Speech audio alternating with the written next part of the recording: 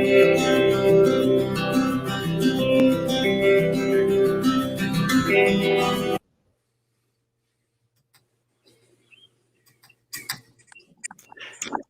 everybody, it's Mark Schultz here, and we are live on LinkedIn with another Recovery in Aviation. And this particular one today, we're focusing on business aviation. I'm here with my co-host, Larry Little. Good morning, Larry. How are you? Hey, Mark. I'm doing good. How about you? I'm doing great. We're here in Seattle. We're broadcasting from the Seattle area, and it's a great day in Seattle. We're really happy to be online. Hey, we have this LinkedIn live broadcast today on Recovery in Aviation. And Larry, you know how important it is that we focus on recovery. And I know you like telling our audience, your perspective on that.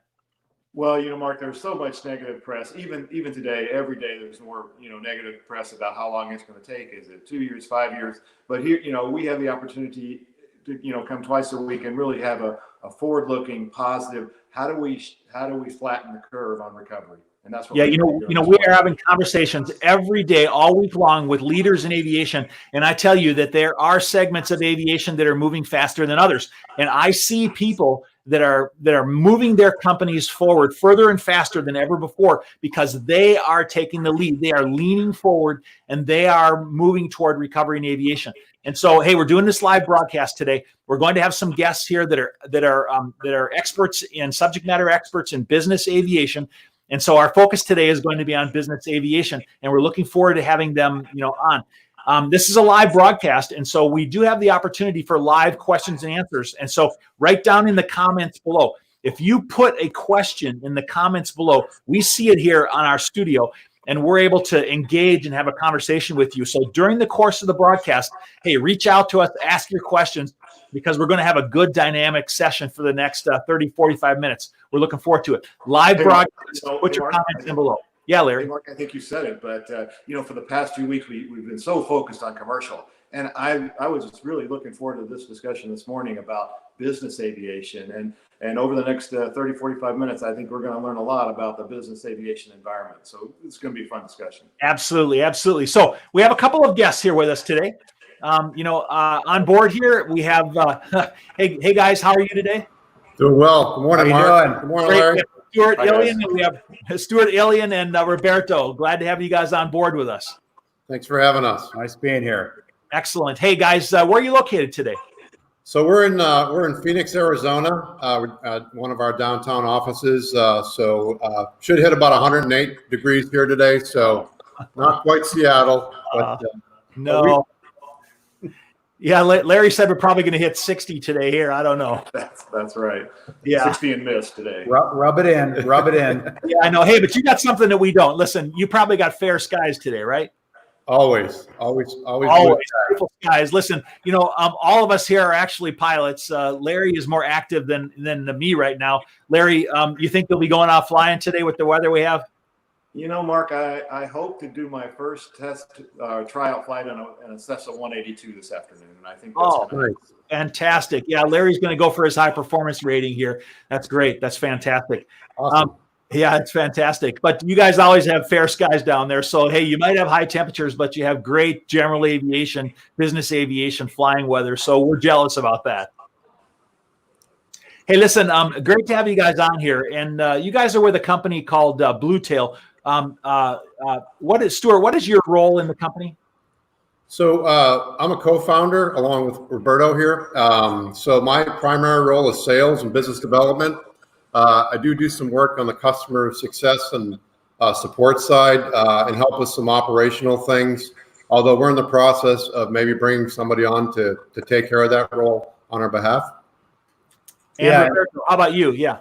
Well, first of all, Stuart and I met 25 years ago at Apple, and we're excited to be back together again with this venture. But currently, I'm shepherding the Bluetail brand, the marketing, and of course, building the platform.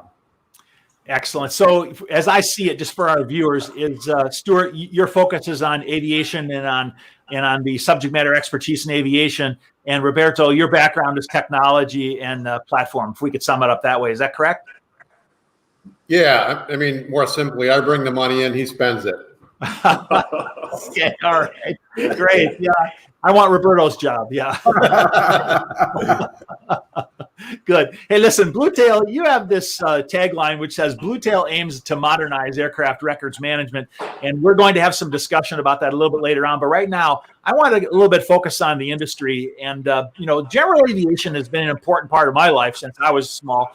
And all the way up till now. And all four of us, it's really been important to us. And if you take a look at business aviation as a whole, business aviation is a really, really important part of our flight infrastructure.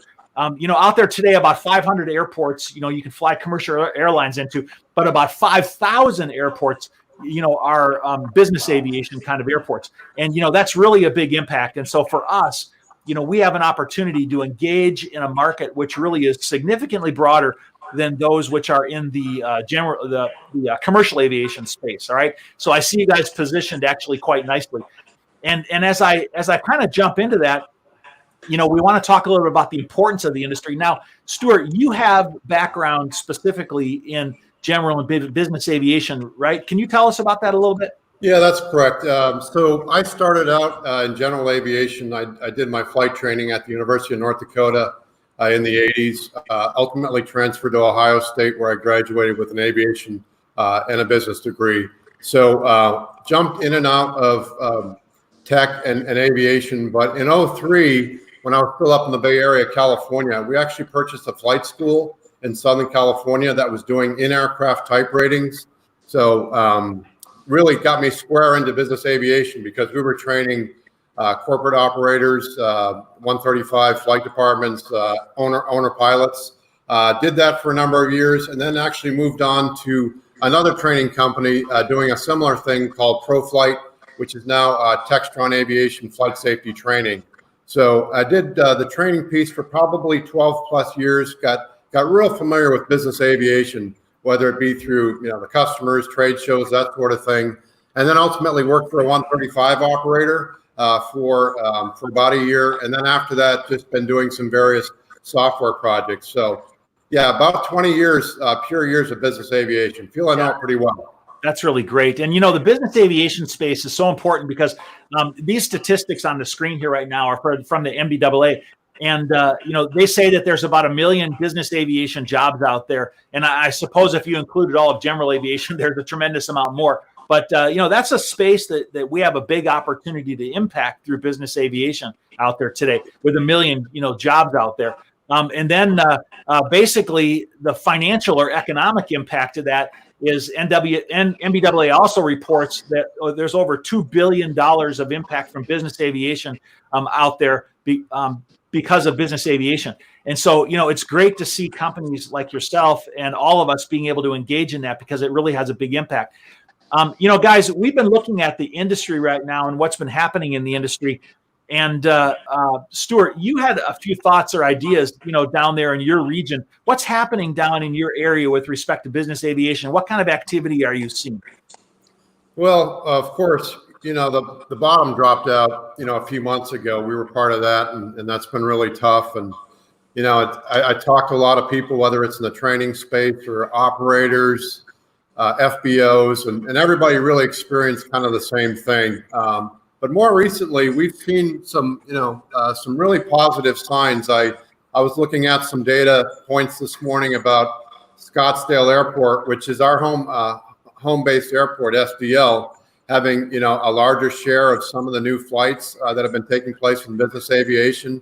So we're seeing that activity. I mean, it's funny. You look for all kinds of clues. I just look up at the sky. I live on downwind for Sky Harbor, so I can just track the amount of aircraft coming in, just sitting out at night, and barbecuing. So, you can slowly but surely see these positive signs. Traffic on the freeway. So definitely some positive things. We're getting calls from people here locally. So slowly but surely, we've seen, I think, a really good uptick in this particular area. Yeah, and Larry, I think that's really interesting. And on the commercial side, I think the impact of Corona was like 95% of the reduction in flights, and business aviation just wasn't hit quite that hard. I mean, the numbers I saw were about 50% reduction in flights. So right. It's been a kind of interesting comparison or dynamic between the two domains.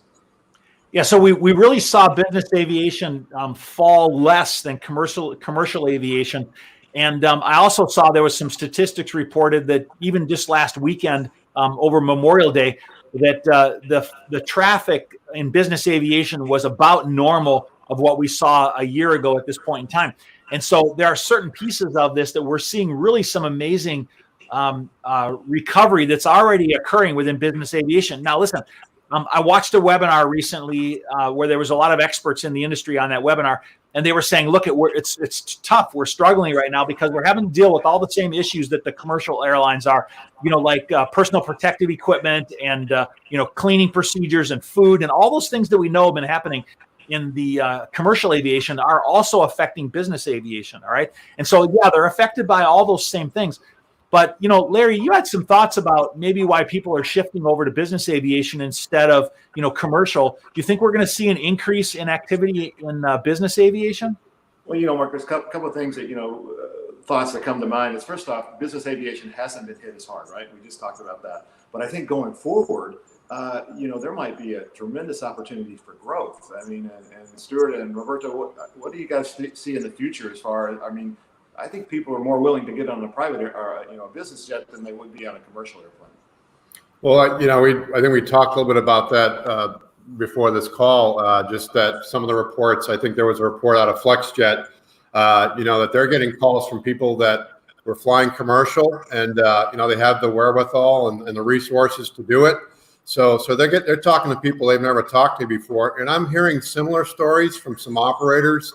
That, okay, it was really bad initially, but now that that's kind of subsided, we're getting calls from people that had never considered private aviation before. So that will have the whole ecosystem, whether it's the OEMs, all the support companies, and ultimately folks like Bluetail that will hopefully be supporting those aircraft. So some very positive signs that I think long term we're going to see more, maybe accelerated growth, not initially. And it'll take some time. Let's don't kid ourselves, but that's all positive as it relates to the future. Yeah, I think one other thought is that these companies that have corporate jets, they might kind of flow down who gets to fly on that corporate jet. Maybe you don't have to be a VP. Maybe at the director level you're flying the corporate jet now. That's exactly true. And it's funny when this all happened, I was immediately anticipating, because selling an aircraft is one of our use cases, that we would see a huge uptick in the available inventory, right? I thought like in 2008 where it doubled like within the first few months. That hasn't happened. Yeah. And everybody's kind of waiting, and it's not going to happen because people are hanging on for the reasons you just described, Larry, and that's really positive. So Yeah, I think we're looking at a really big opportunity, for a company like yours and for other companies that operate in this business aviation space. I mean, look at, over 1 million jobs, $200 billion worth of, economic impact. And we're seeing that this sector did not drop as hard and it's coming back faster. Now, for those of us that are in North America, I have people on this broadcast right now that are from all around the world. But from those of us in North America, we're seeing a recovery in business aviation faster than what we are in other parts of the world. Europe is seeing, a recovery, but it's a little slower than what's happening in the U.S. South America is seeing a recovery, but it's also, again, a little bit slower than it is in the U.S. But, what we're definitely seeing, I just want to say this one more time, is that the industry fell. It didn't fall as hard as commercial aviation, and it's recovering faster. So I really think that represents a tremendous opportunity for us that want to lean forward in business and to be able to move things forward. Now, but let's talk about this for a minute, guys. With your company, Bluetail, how has that really impacted sort of your plans and moving forward? How's the economic conditions impacted your company specifically? Yeah, so a couple quick thoughts, and if Berto wants to add something. Well, first of all, we launched officially on May 21st. So we launched the business aviation company, right after, let's call it the crash.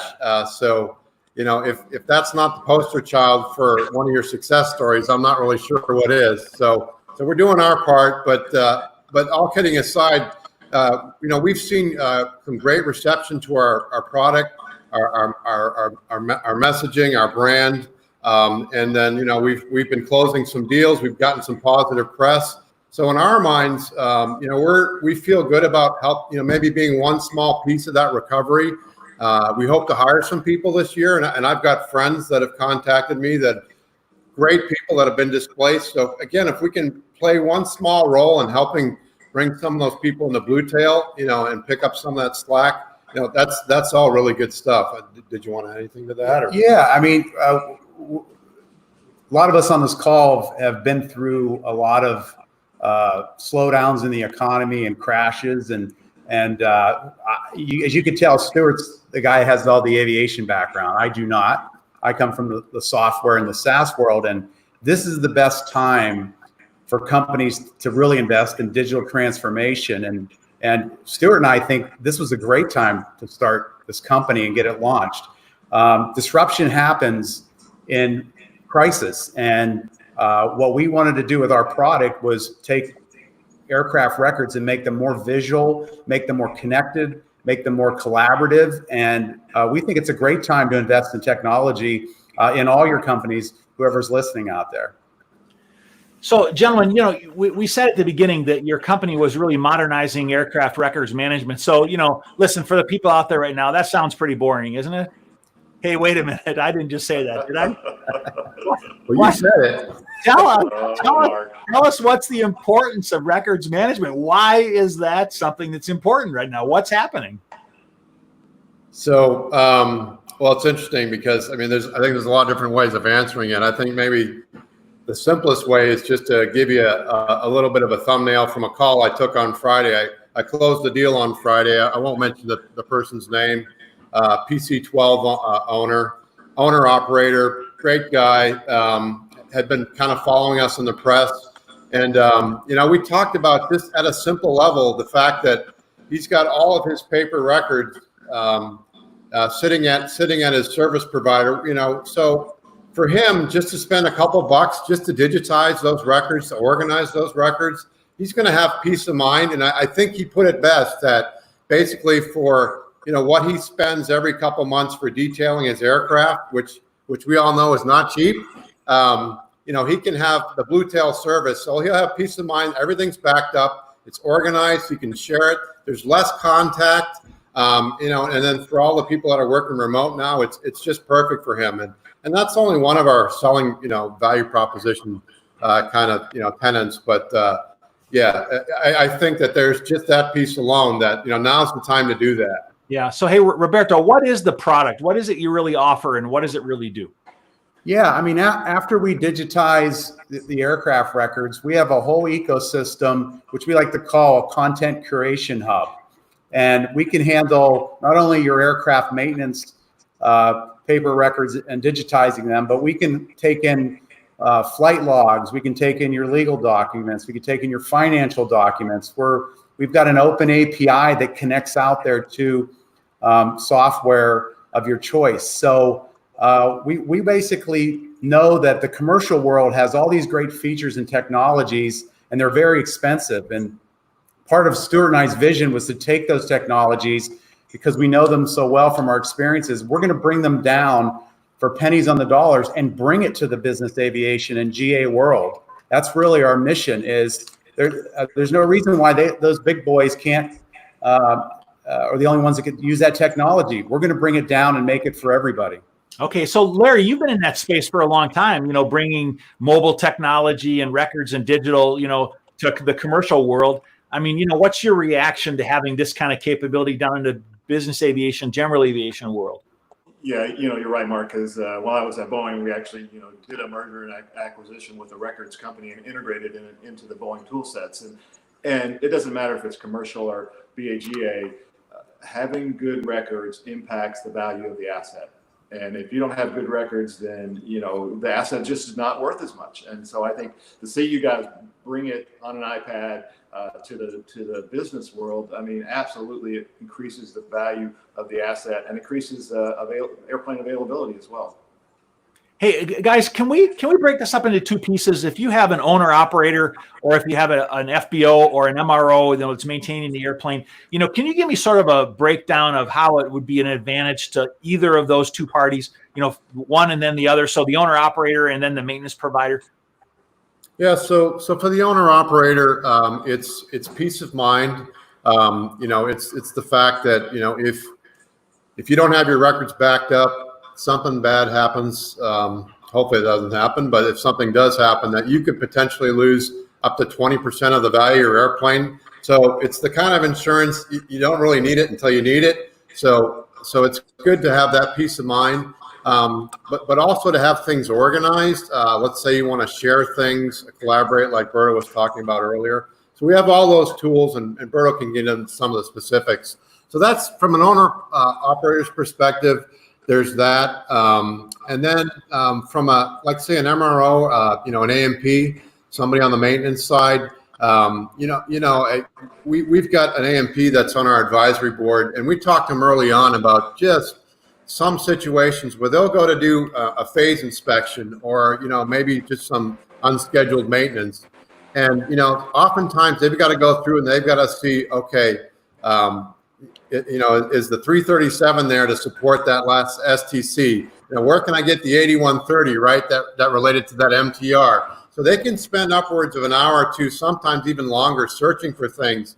So it's very inefficient. So if we can be part of that chain and reduce that time when you're searching for things, then they know, because they ultimately have to sign it off, that aircraft off, and return it to service.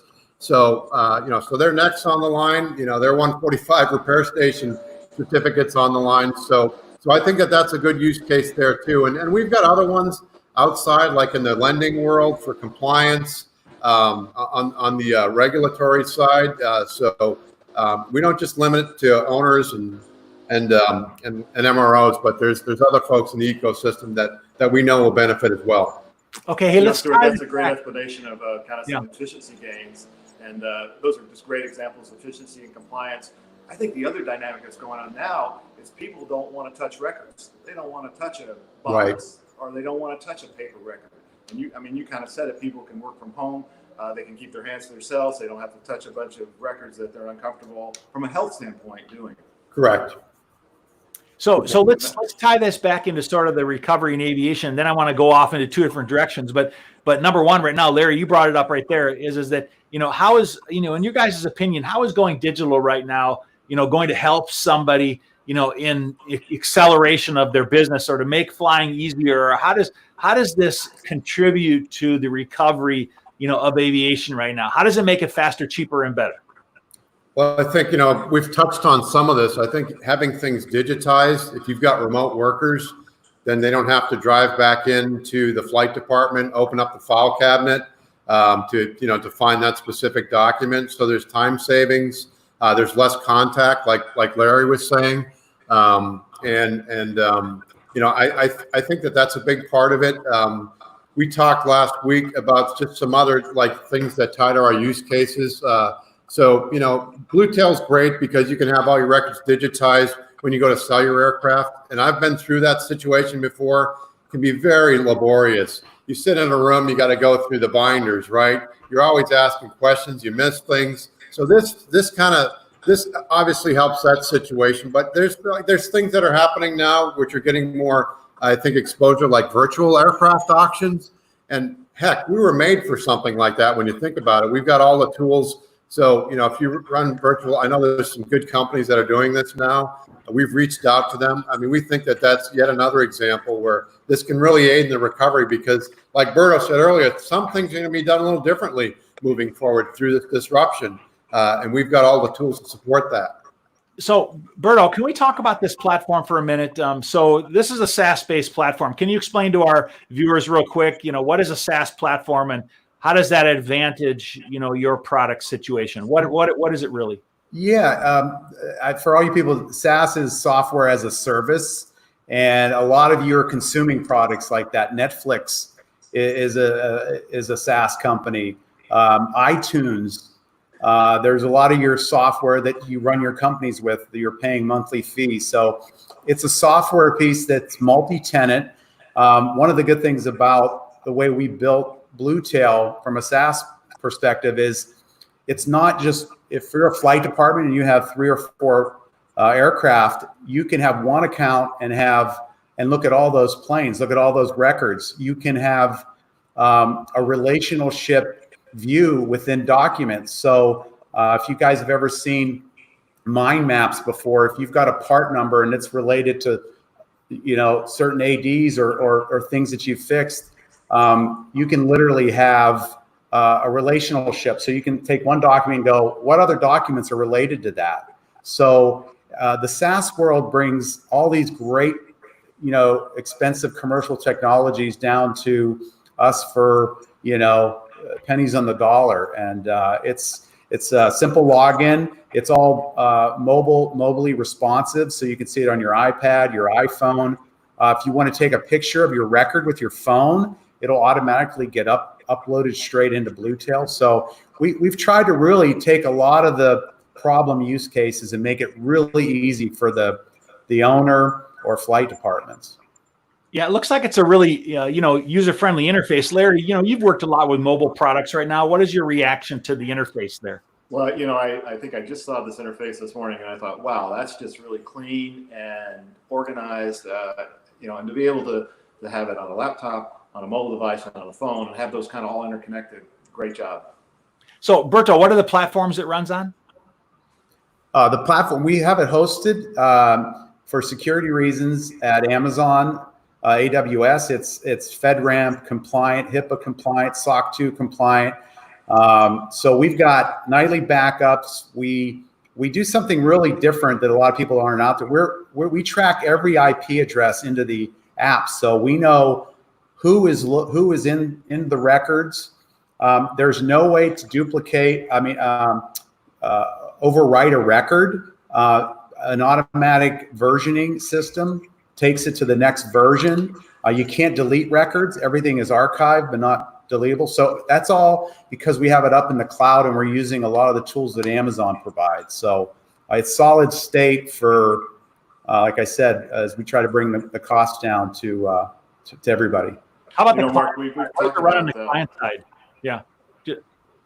Mark, we've talked about kind of three things that are so important for digital transformation. And Roberto, you mentioned all three.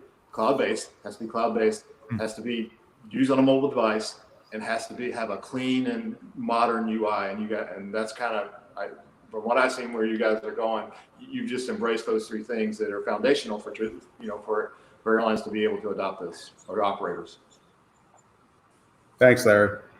Yeah. Hey, on the mobile side, what are the clients that you support right now today? It's mobilely responsive, so you can have an Android device or an iPhone device, any of the tablets. So you don't need to go to the store to download it. It's the software itself compresses down with the resolution of your device, so it automatically does it for you. Okay. All right. Well, that's really interesting. So I see you got a lot of stuff going on. Hey, let me quickly bring this back again to our viewers is that, owner operators, maintenance providers, things like that is that let's just bring this back to recovery and how this helps people. So from a business case perspective, just sort of tell me again, if you're going to sell an airplane, Stuart, what's the value in something like this? How does this really bring, value back to selling of an airplane?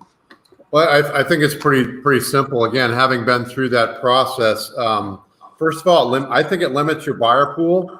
If you've got your DOM, you got to put them on an airplane. First of all, that's expensive. They got to fly to, let's say, Florida, sit in a room and spend a day going through records. To me, it seems like you would want as many DOMs and prospective buyers looking at that aircraft simultaneously. So you've got more people looking at it, faster sale. Seemingly because you've got the best technology, you may see some things in there, especially if we've got some great search tools. We've got tags and keywords and all kinds of ways of finding specific maybe part numbers or 8130 numbers, things like that. So you can identify problems maybe in advance before the transaction takes place, because you don't want that after the fact, as everybody knows. So I think more buyers, faster sale, better price. So we think that that's probably one of our best use cases. So you threw a number out. I mean, you said, hey, it might possibly impact the value 20%. I mean, but I know that you're just. Do you have anything? I mean, why did you throw that number out? When I say it would impact the value, it's like, if you lose your logbooks, then it can be worse than that, right? If you lose your logbooks, then you got a paperweight, right?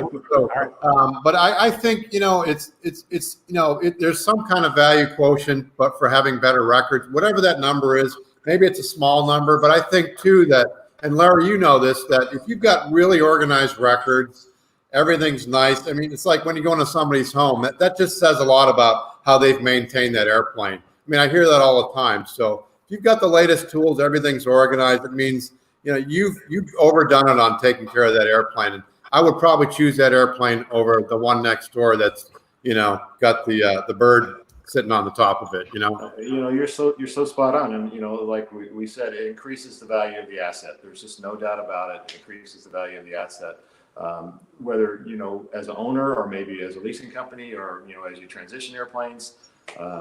It impacts all those. Now, you guys also told me that before that you were doing integrations to other products and things like that. Berto, what's the capability of doing integrations from this platform to maybe any other platforms that are out there? Yeah, we've got several out-of-the-box integrations already. We have an open API, so we're actually talking to several other companies in the space that offer services to owners and flight departments. So right now, we are integrated with Google Drive, OneNote, Dropbox, and of course, any shared cloud service that your documents may be at, or you may have things stored. But we also have a little tool that can also take any records you have from other systems that you have, and with the click of a button, upload them right into Bluetail. So we're actually looking at several other integrations, and because we want this to be a content hub. We don't create the content, we just want to curate it, maintain it, and have it right at your fingertips for any use case. So, Larry and I have continued to promote this concept and idea, that everyone has an IT portfolio. All of us today have an IT portfolio. We have different softwares that we use, whether it's a big company, an airline or an MRO, or whether it be us personally and a, general aviation or a business aviation company. They have an IT portfolio, right? And so you're not trying to do everything. You're trying to plug into that portfolio, right? How do you think that you fit into the portfolio? There's other products that are really necessary. How do you guys fit into that portfolio? Well, I think the big one, I think the obvious one is maintenance tracking. Yeah. And I've been real clear when people have asked me that we are not going to do maintenance tracking. I mean, Larry, Mark, you know how complex that is. I couldn't even begin to imagine, starting one of those companies. And but that said, maintenance tracking, they if there's a lot of paper records out there, even if they have maybe their own logbook component, there's a huge need for somebody like us to actually organize that, scan it properly, pull out tags, do it on the fly. So I think that would be a great example of how we could integrate with a maintenance tracking company. That there's a lot of, I don't want to call it dirty work, but in some respects it is dirty work if you've seen some of the places where we've gone to scan records. So I think getting that piece done, organizing that, and with an API on the other side, passing that back in, so then you can do other things with it. You can do all the, MRO planning, inventory management, forecasting, costing, and all that stuff, but it has to start somewhere. And we think we can really play a key role with say, somebody like that. And we've got other examples, whether it be a lender or operations software, for dispatch, that sort of thing. There's all kinds of, I think, applicability as this grows. Hey, Stuart, let me just be a little more pointed than what Mark said. In the maintenance planning space, are you guys, obviously the two biggest players in that space are Camp and Flight Docs. Are you guys working with Camp and Flight Docs to integrate? Yeah. So let's see. We've talked to, I mean, those are obviously really great name players out there. We've had some preliminary discussions, and we've certainly, we would like to integrate with them. And there's maybe a little bit of movement in that area that we can't, how do I do this? You're putting me on the spot. I can't release anything yet. No pre-announcing. Yeah, and I didn't mean to be too pointed, but those are. Yeah, no, I mean, Bruce, I think, said it best, that we love partnering with like-minded companies. And, those are two really good companies. To the extent that they want to work with us, we don't think that it's competitive. We think there's some joint selling that we can do. And who's going to turn that down, right? If we can bring some deals to you and vice versa, that we think that that's a win-win. And not everybody always feels that way, but we will absolutely work with people that want to work with us. And there's some great players out there. You've mentioned a couple more, and all kinds of possibilities. Yeah, Stuart, sorry. Okay, I didn't well, mean you- to put you on the spot, but It's okay. But you've kind of carved out your niche, right? And that's why I was going with the portfolio. Yeah. You're not doing maintenance tracking. You're not doing planning. You've carved out your niche and having, really modernizing of aircraft records for the business aviation space. I mean, that's really where you've carved out that niche, right?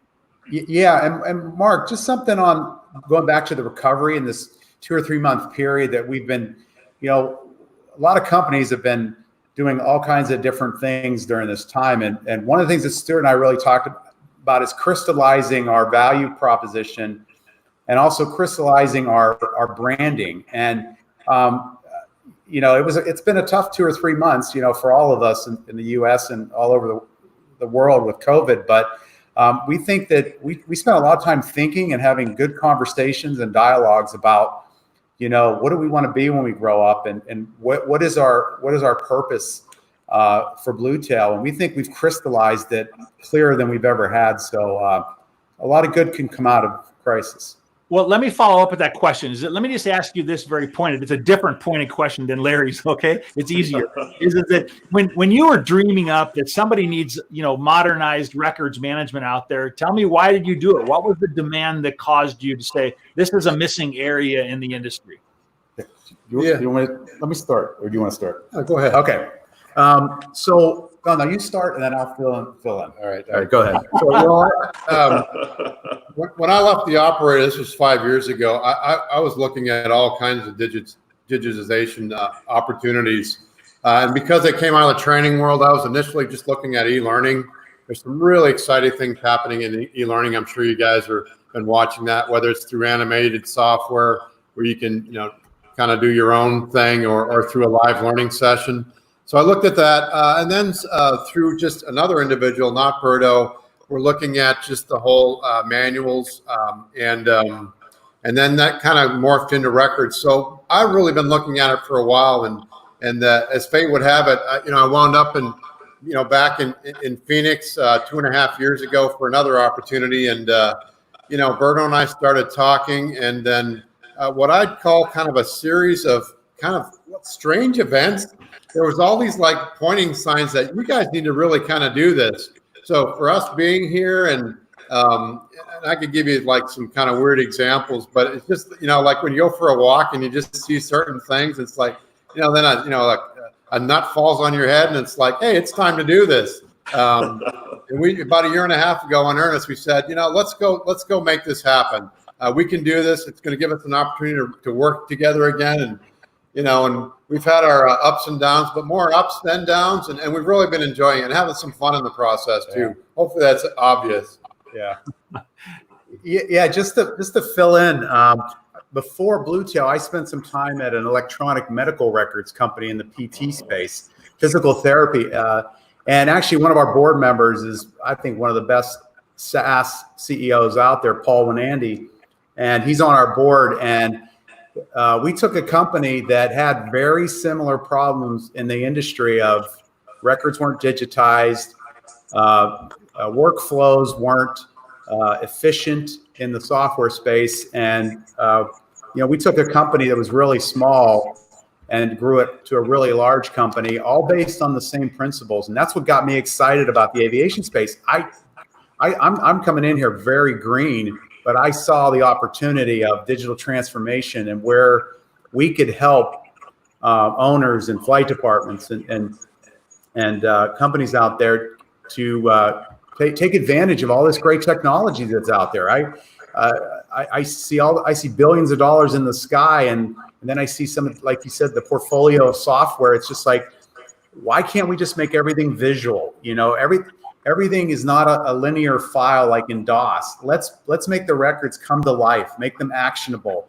And we've got a exciting vision, and we got a lot of work ahead of us. But we think we're gonna disrupt the record space. Now, guys, the reason I asked that question is because, Larry and I have experienced this for years, that paper has been the primary, medium to use within, aviation for many, many years now, for as long as I can remember.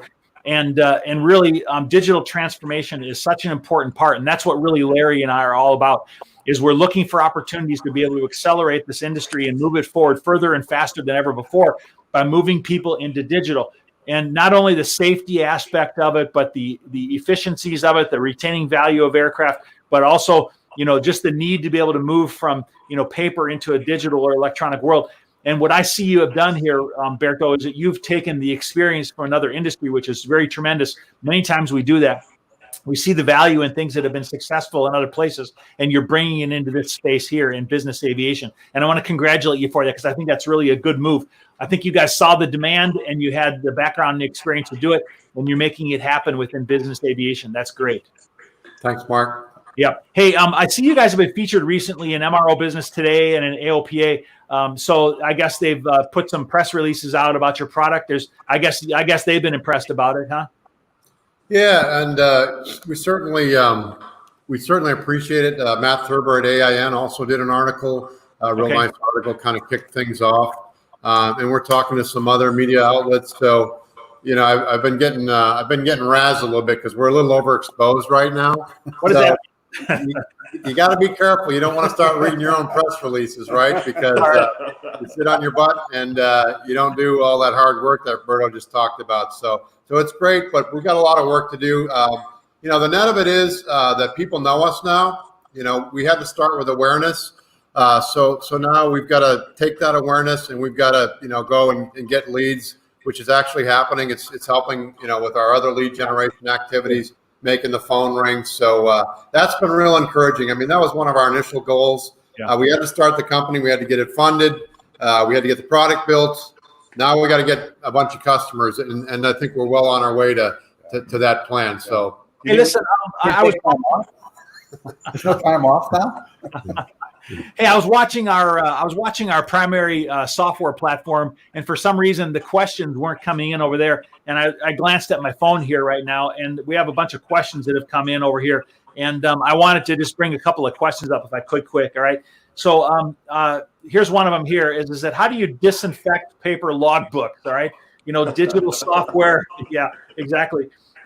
Digital software, signature software is taking off in other industries. And so, yeah. All right. Okay. So Larry and I have been talking about this. Is the concept of dirty fingerprints out there has taken on a whole new connotation. For those of you that may not know this, is that we used to refer to paper records for many, many years as the dirty fingerprint copy. All right.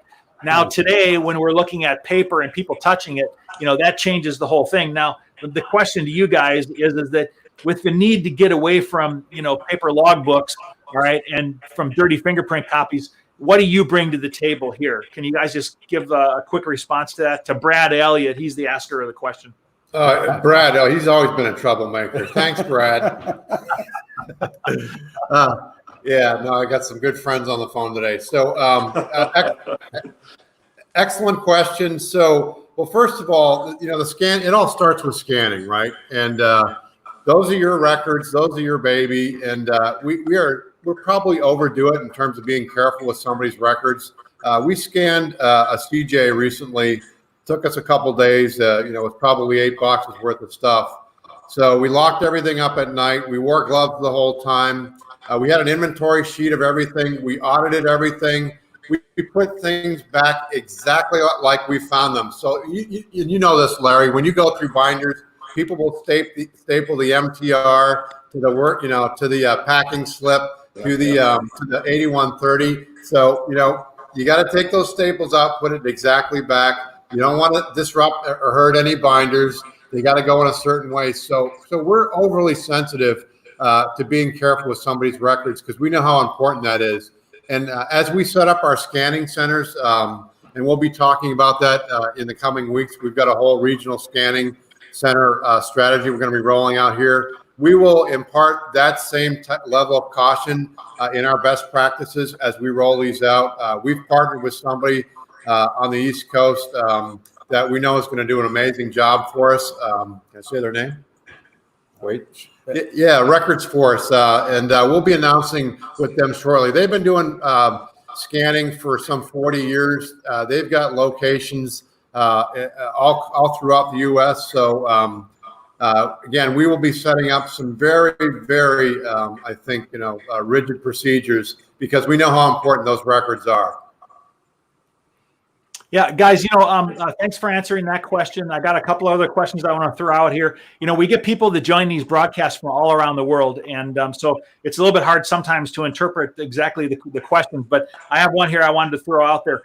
Actually, we got a guy online from Portugal, and he says with 5G technology coming soon, and digital transformation moving forward, how do you think 5G will impact or become part of your strategy with your electronic records kind of a solution? Do either of you have any thoughts on that? Faster is better. I mean, just getting access to your records faster. I don't know if 5G will help with the searchability. We're in the middle of working on what we're calling mock search, which I can't disclose right now since it's in our developers are working on it, but it's going to give access to search for a word within 7,000 documents and be able to relate them and tag them with other documents. So that I would assume will help because of the speed, but there's so much going on behind the scenes. 5G will definitely help with speed.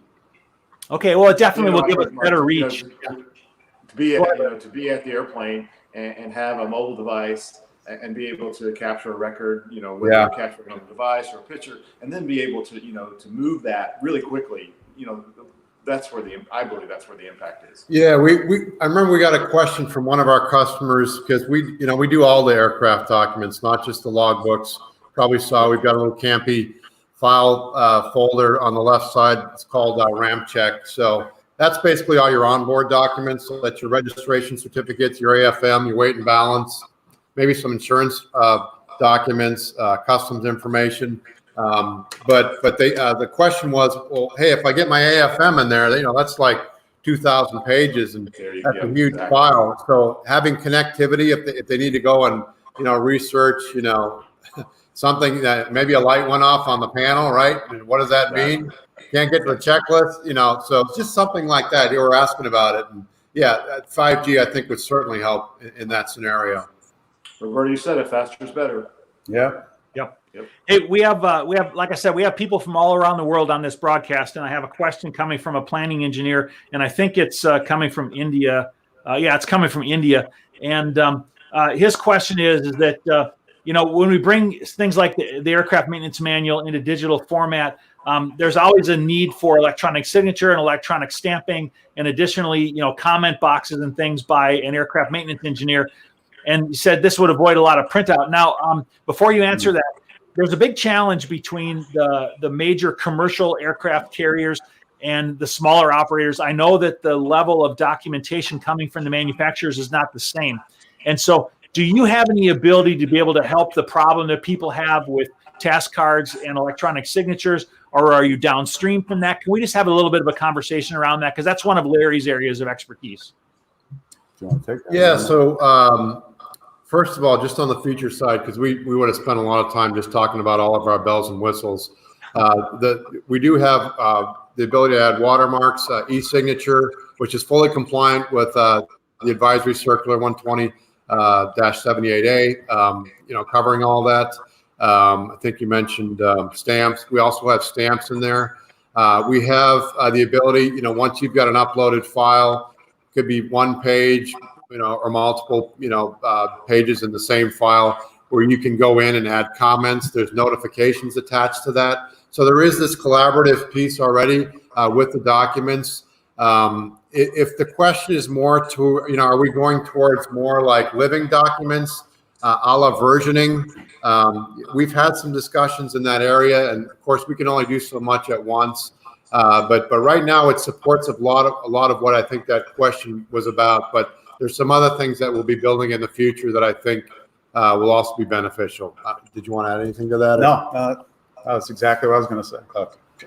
Larry, any thoughts on that subject about? Well, I think we talked about this a little bit already. It's the integration, right? You guys are really good at records and indexing and all that, but it's that integration with an upstream system to be able to, to get those records and organize them and display them in a way that brings value. So it's that integration piece that's important as well. So hey, you guys are doing a great job of answering questions on your feet. Thank you. I have one other one which I want to address, because I think it's important to address the difficult questions as well as the easy ones. Okay, and one of them here is that I think because of English here, it's maybe a little bit hard for me to interpret this, but I think the person is asking, is this a theoretical product or is it real? Okay, so can you talk about the stage of development of the product right now, and if you have customers and where you are? Yeah, so I mean, it's real because we already have customers, and we got some initial customers when we were in beta, just some people that I knew. But now that I'm talking to people that are just have contacted us, and they get it just by virtue of our website. They get the value proposition. I mentioned an example from last week where, I demoed the product. It did exactly what this person wanted, and we'll be scanning their records in the next couple of weeks. And I've got other folks in the pipeline too. And we originally thought that we were going to start out small and just focus on Part 91 small flight departments. But, we've had some 135 operators contacting us, and I know there's a level of complexity with dealing with 135 operators. The POI has to approve, the electronic records keeping system and all that. And that's why we're adding, resources to support that. So, maybe it was a theoretical problem because we had a hunch, a year and a half ago. You never really know until you build it. Will they come? And then you start marketing it. So we're getting some really good response and inquiries and closing some deals. And we haven't really kicked off our full lead generation yet. So yeah. I'm cautiously optimistic that it's gonna, we've got some numbers that we put forth for our first year sales goals. We're on track. We obviously launched a little bit later because of the situation, but I feel pretty good about that. So, well, hey Larry, one of the things, if I can add to that, is the thing that Stuart and I did before we even really wrote a line of code is we talked to customers, we talked to jet owners, we talked to AMPs, we talked to pilots, and so what we did is we did a mass survey, and we really wanted to find out what their pain points were. And we're going to continue to talk to customers. They're going to guide the product. I can sit here and say, oh, I've got a background at Apple and I know this and all that, but it doesn't really matter. It matters what the customers say and want.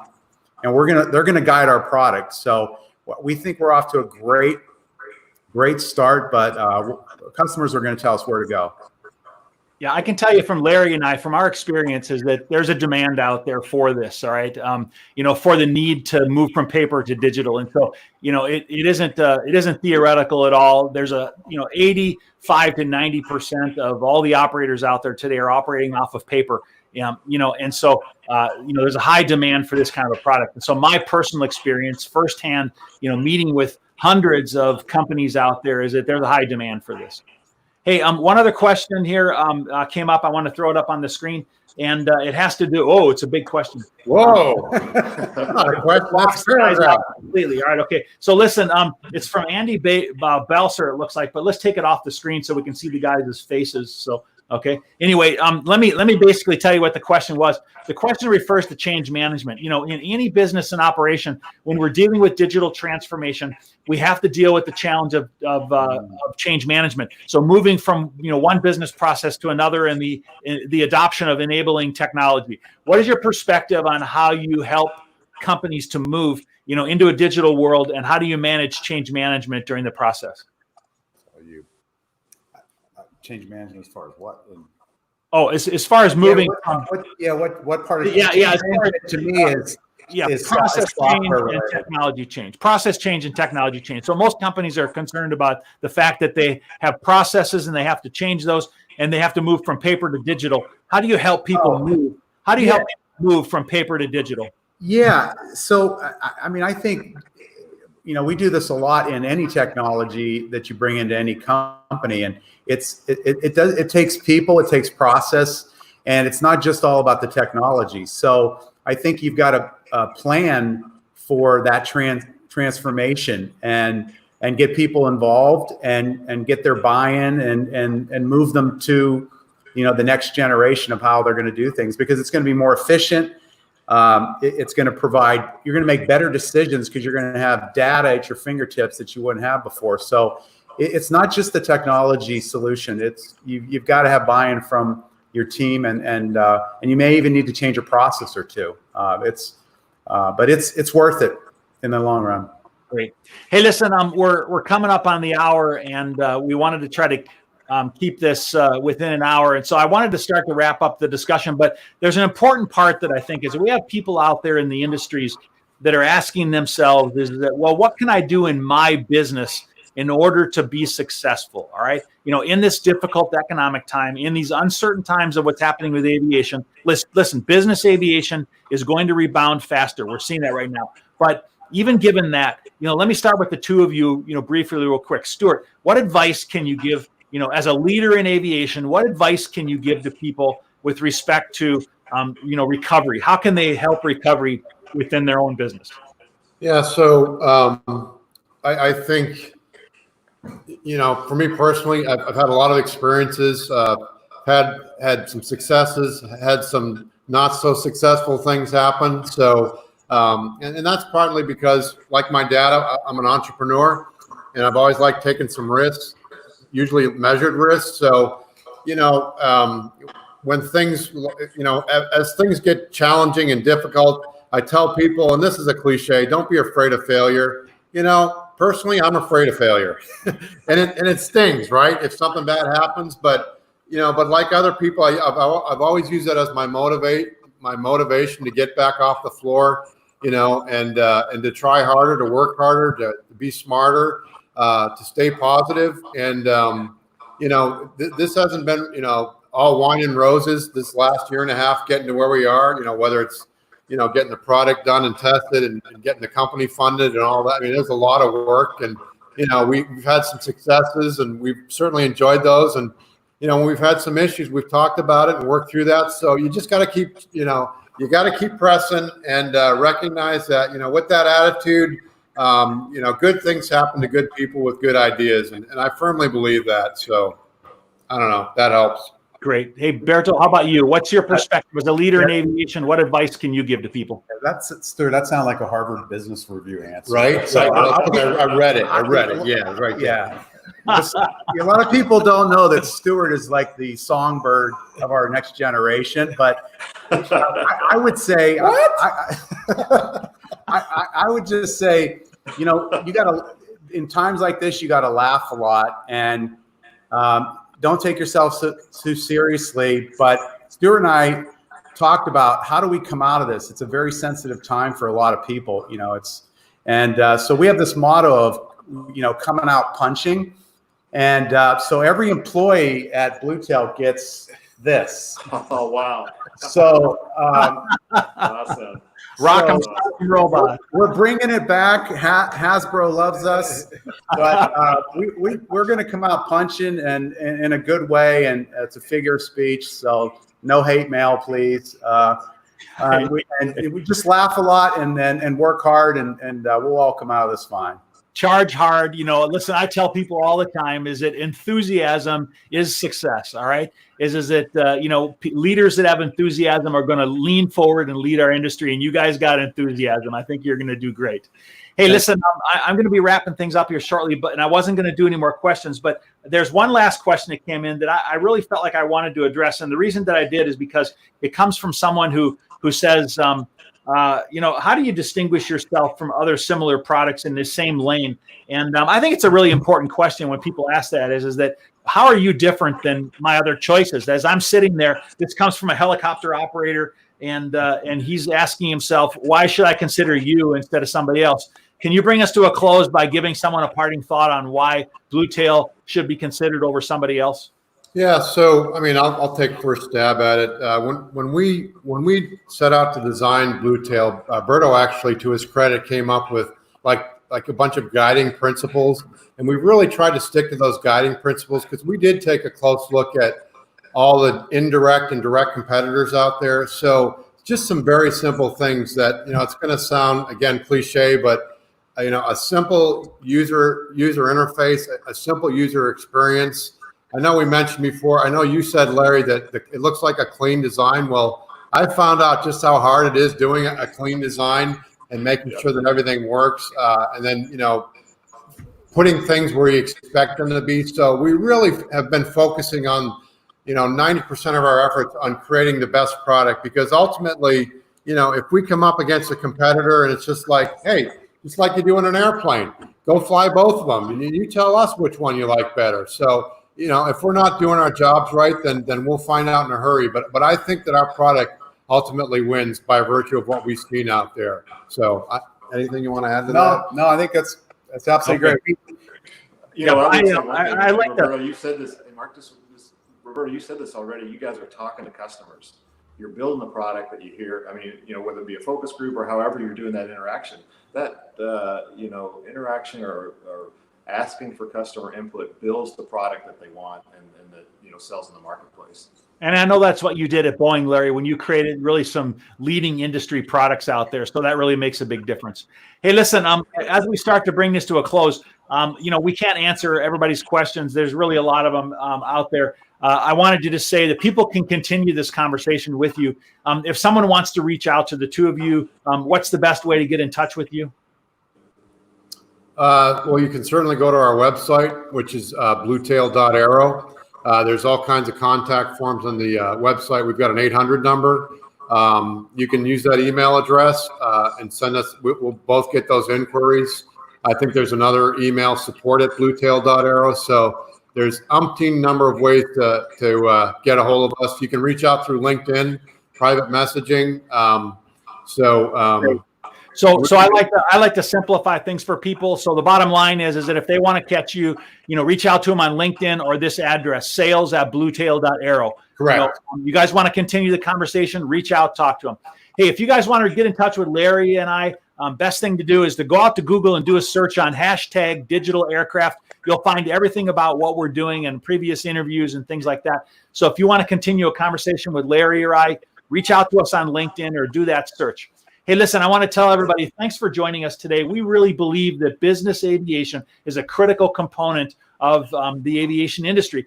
I personally have been involved in general aviation since I was about 2 years old, all right? I was standing on the wing of an Air Coupe airplane that my dad stood me on, and I guess that was when I got hooked. Larry flies today. These guys are actively engaged in business and general aviation. We believe that it's a critical component of success. Recovery is happening faster in business aviation than in commercial aviation. And if you're a company out there saying, oh no, what am I going to do? Listen, lean in, move, charge hard.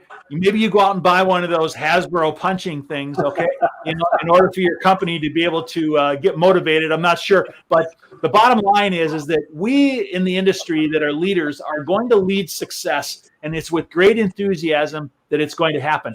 And you guys are a company that are very enthusiastic leaders, and I really appreciate you coming on and sharing your message today of recovery in aviation. I appreciate you guys being here today. Thanks, Stuart. Thanks, Berto. It's our pleasure. It's our pleasure. Thank you, Mark. Thanks. Thank you so much. And, Larry, as always, it's a pleasure to be a co-host with you. And hey, we have interviews that we do like this, usually every Wednesday and Friday. We don't have one this Friday, but we bring them to you 1 or 2 times every week. And we're really looking forward to engaging with you more because we are convinced that it's leaders in aviation that are going to drive the acceleration and the recovery. So join us for future talks in recovery in aviation. I wanted to thank you for joining today, and go ahead and keep a look at the LinkedIn comments, and we'll address all the rest of them, the questions that didn't get answered. But I'll close this broadcast the way I do always, and I'll say fair winds and following seas to you. Have a great day. Thanks for joining us today, guys. Thank you so much. Thanks, guys. See you guys.